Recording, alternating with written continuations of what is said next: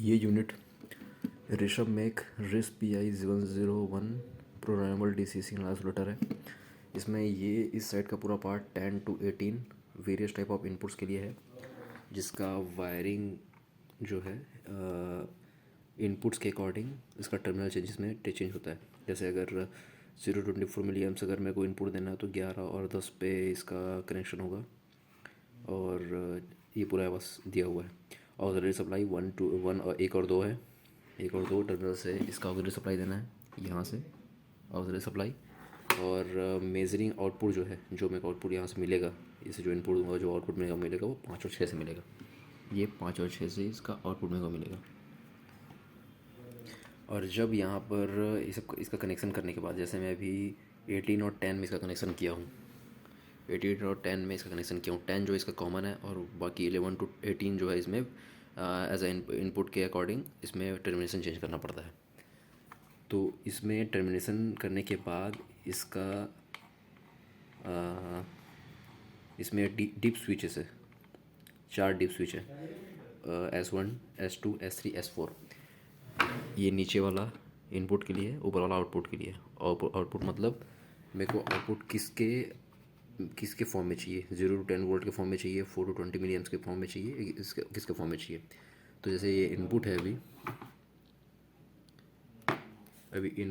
Input को मैंने 0 to 10 volt में वायरिंग किया है, टर्मिनेशन किया है। तो यहाँ पर 0 to 10 वोल्ट ये है, तो इसके अकॉर्डिंग S1 को ऑफ होना चाहिए, S2 को ऑन होना चाहिए, फिर S3 और S4 को ऑफ होना चाहिए। तो उसका वायरिंग यहाँ पास करना होगा। तो S1 को ऑफ रखा हूँ, S2 को ऑन रखा हूँ, फिर S3 S4 को ऑफ रखा हूँ। ये करने के बाद, इसके करने के बाद आउटपुट का भी अपने को यहाँ पास सिलेक्शन करना होता है कि कौन सा आउटपुट में हमें चाहिए। अभी मैं इसमें आउटपुट 4 to 20 मिली एम्प्स लेना चाहता हूँ। उसके बाद फिर दूसरा भी लगा के देखेंगे अभी। तो 0 to 20 मिली एम्प्स के लिए S1 और S2 को ऑफ होना है और S3 S4 को ऑन होना है। तो यहाँ पर इसको मैंने चालू कर दिया है, S1 और S2 को ऑफ और S3 S4 को ऑन करके रखा हुआ है। इसको चेंज करने के लिए बस इसको जस्ट इससे ऊपर इसको क्लिक करना होता है, मतलब ऊपर उठाना होता है और नीचे गिराना होता है। तो ये अभी फ़िलहाल ऑफ है, S1 और S2 और S3 S4 ऑन है। अब इसको इनपुट देने के लिए मैंने यहाँ पास एक source meter, measure and source meter यहाँ पास लिया हूँ, जिसके थ्रू मैं 0 to 10 वोल्ट अभी यहाँ पास से रेफरेंस इसको दूंगा और आउटपुट इसका मेज़र करूँगा मैं।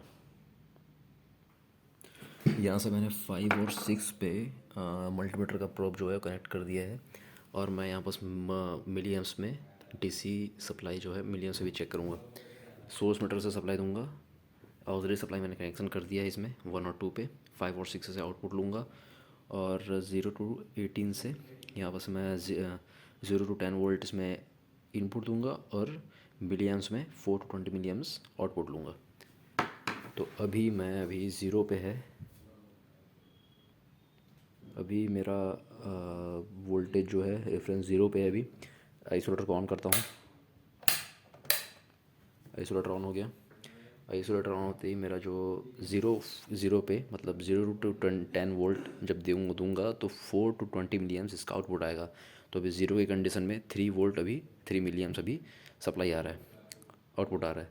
इसको जैसे जैसे बढ़ाते जाता हूँ मैं, वैसे वैसे इसका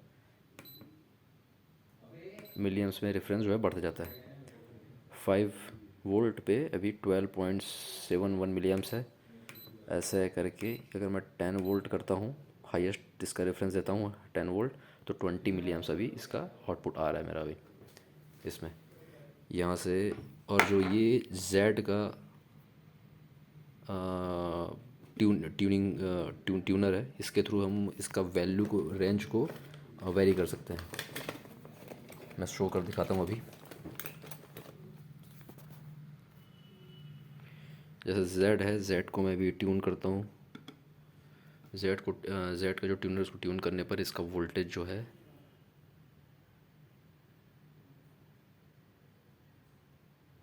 कम ज़्यादा कर सकते हैं इसको। मैं इसको एग्जैक्ट 20 मिली एम्प्स पे सेट करता हूँ।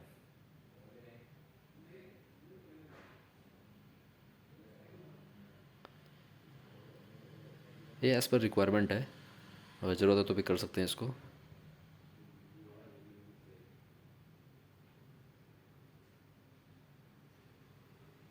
20 एम्स पे।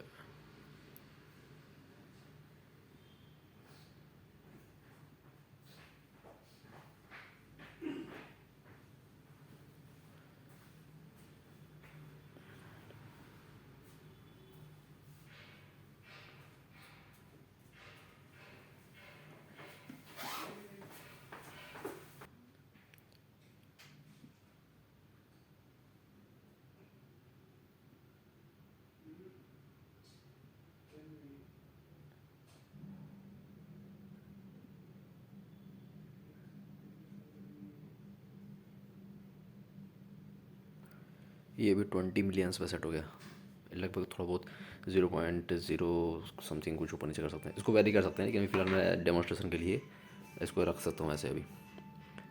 तो एज़ पर रिक्वायरमेंट अभी आउटपुट जो है वो S1 S2 ऑफ है, S3 S4 ऑन है, यहाँ पर S1 ऑन ऑफ है, S2 ऑन है, बाकी S3 S4 दोनों ऑफ है। कनेक्शन इस तरह से हुआ है 0 to 10 वोल्ट के लिए। और 0 to अगर मेरे को 4 to 20 मिली एम्स करना रहेगा, अगर यहाँ इनपुट देना रहेगा, तो यहाँ से मैं इसका कनेक्शन देखता हूँ पहले। ये इसका कनेक्शन है यहाँ पर 4 to 20 मिली एम्स कर देखते हैं। 4 to 20 मिली एम्स के लिए 12 और 10 में कनेक्शन करना पड़ेगा। मतलब ये जो 18 नंबर टर्मिनल है उसको मेरे को 12 से लेना पड़ेगा, क्योंकि 10 तो अपना कॉमन है, सब में कॉमन रहता है वो। तो अभी 10 को इसमें कर देता हूँ, फिर मैं दिखाता हूँ अभी। अभी का सेटिंग इसमें ऐसा हुआ है कि इनपुट जो है 4 to 20 मिली एम्स है। इसमें 4 to 20 मिली एम्स के लिए सेटिंग है। 10 और 12 में इसका इनपुट देंगे, और इसका S1 S2 S3 S4 जो डिप स्विच है इसका भी कनेक्शन देखते हैं। इसका कनेक्शन इनपुट कनेक्शन अभी दो S1 S2 of S3 S4 on, वैसा इसके इनपुट में भी किया हूँ S1 S2 of S3 S4 on. और इसका आउटपुट भी हम मिली एम्स में लेते हैं। तो उसके लिए मेरे को सोर्स मीटर को चेंज करना पड़ेगा, इसका रेंज को। अभी सोर्स मीटर वोल्टेज पे सेट है, तो इसको मेरे को चेंज करना पड़ेगा।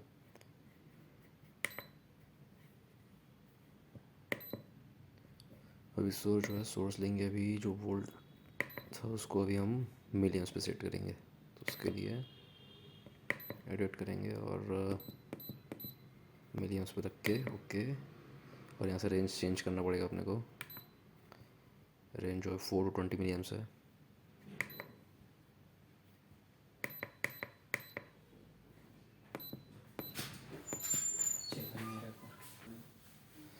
और इसका रेंज सेट हो गया 4 to, और इसको 20 में रखेंगे, 20 है तो 20 के लिए इसको चेंज करना पड़ेगा।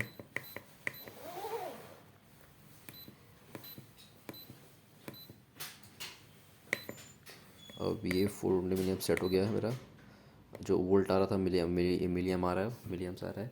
अब इसका वोल्टेज हम चेंज कर देते हैं। इनपुट जो है अब चेंज हो गया। ये स्टार्टिंग इनिशियल फेज़ में जैसे अब 4 मिलियम्स है ना, तो ये कुछ वेरी हो रहा है। एक मिनट, इसको चेंज सेट करता हूँ मैं, है ना। यहाँ से मैं इसका जो कम जो वैल्यू आ रहा है इसका, उसको मैं जेड के थ्रू वेरी कर सकता हूँ। इसे चेंज करते हैं अभी प्रॉपर, इसको 4 एम पे मिलियंस पे सेट कर सकते हैं इसको एज़ पर रिक्वायरमेंट। वो कर सकते हैं, अभी फ़िलहाल इतना रखते हैं, आगे बढ़ाते हैं। और सप्लाई इसका वैल्यू को, रेंज को आगे बढ़ाते हैं। 5 मिलियम्स मतलब 4 to 98, इसको पूरा फुल करते हैं।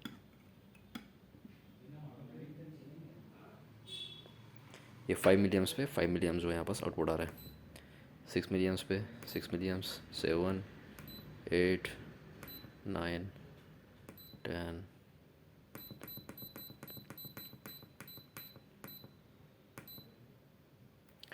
या हाईएस्ट जो है 20 मिलियम्स पे 21 आ रहा है, इसको हम लोग कम कर सकते हैं रिक्वायरमेंट के हिसाब से।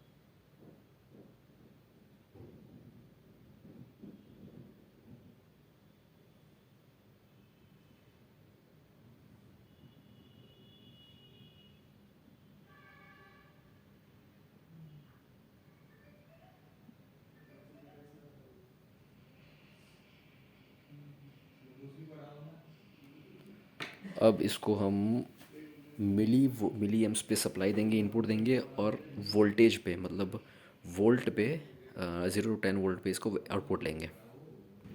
और ये करने के लिए हमको जो आउटपुट का रेंज है, जो लिमिट स्विच है, इसको चेंज करना पड़ेगा, इसमें कुछ चेंजेस करने पड़ेंगे। तो इसके लिए हम देखते हैं पहले क्या क्या चेंजेस इसमें करना पड़ेगा। आउट इनपुट दे रहे हैं हम इसमें 420 मिली एम्प्स, तो उसका S1 S2 of, S3 S4 on जो है वो सही है।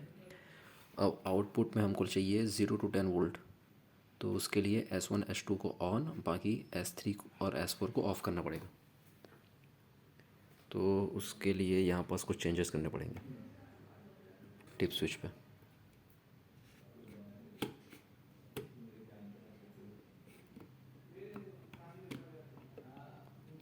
यहाँ पास चेंजेस हो गए हैं।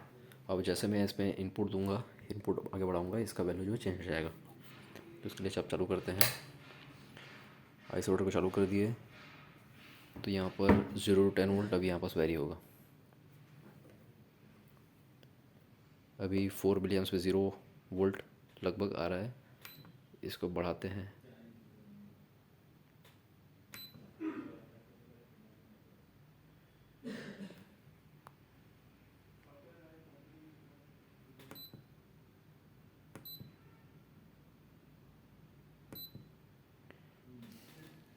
ये अभी 9 मिली एम्प्स पे जब गया वैल्यू, तब जाके वोल्टेज मेरा 1.5 वोल्ट पे जा रहा है।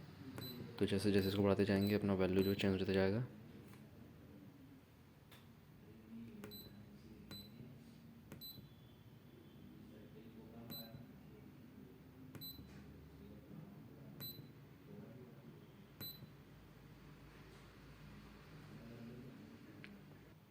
यहाँ पर मेरे से कुछ गलती हो गई थी, एक छोटी सी गलती हो गई थी मेरे से।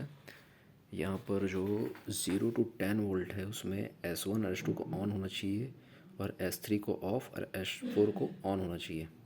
तो यहाँ बस मेरे से गलती ये हो गई कि मैंने S4 को भी ऑफ़ कर दिया हूँ। इस कारण से S4 को भी ऑफ़ करने के कारण से मेरा वोल्टेज सप्लाई जो है वो 0 to 5 वोल्ट पे वेरी हो रहा है।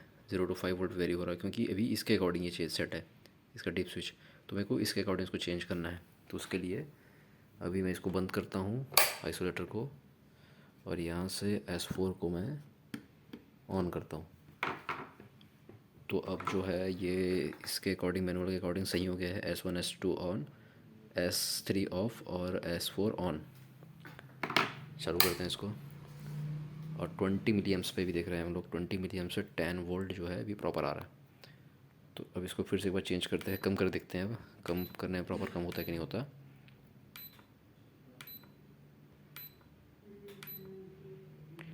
जैसे जैसे मिली एम्प्स कम हो रहा है, यहाँ पास वोल्टेज भी कम होते जा रहा है।